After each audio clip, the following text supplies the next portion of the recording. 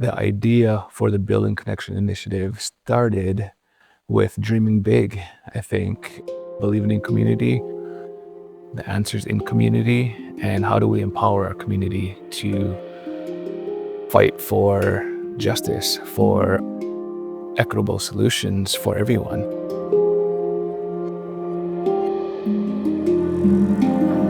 About 3 years ago, the Waters Meet Foundation, as a staff and as a board, really began a strategic process to center community in all of the work we do. That was partly about what does that actually mean in a practical way in terms of our relationships, and it was also about really starting to be clear about using the resources that we have to invest in the communities and the places that have been furthest from the kind of success and health and prosperity that we're committed to.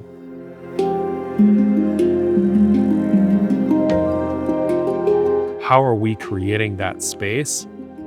Not leading on the space, but creating the space for those leaders, for those organizations to come together. And that when you foster that space effectively, that there's kind of a different kind of development of ideas and germination of ideas and momentum that can occur.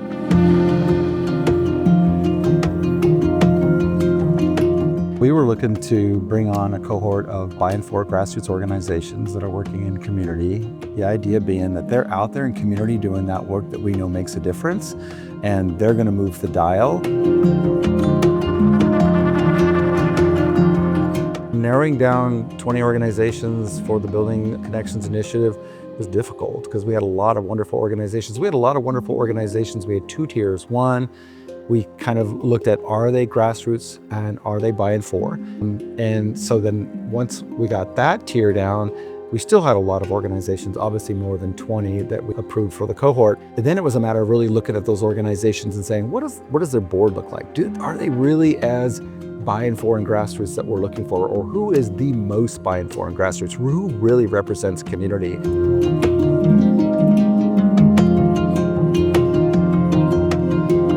Building Connections initiative facilitation approach is built upon ancestral knowledge and indigenous thought, indigenous ways of knowing and being in the world, and really reclaiming what it means to be in relationship with one another. We're privileged to have such tight connections with 20 organizations that are really blossoming into full relationships. I think that relationship and the connections that are coming from it are really allowing trust to be built. The first year of the cohort has been really focused on creating a sense of belonging together. For year 2 of the cohort, we're really going to be focused on the interconnection of the group and building a strong sense of what the cohort is doing together and how we're going to be doing it. Our part is really going to be about supporting the cohort in the areas of focus that they determine together. So whatever that ends up looking like, we'll be supporting the collective action that they're going to be taking.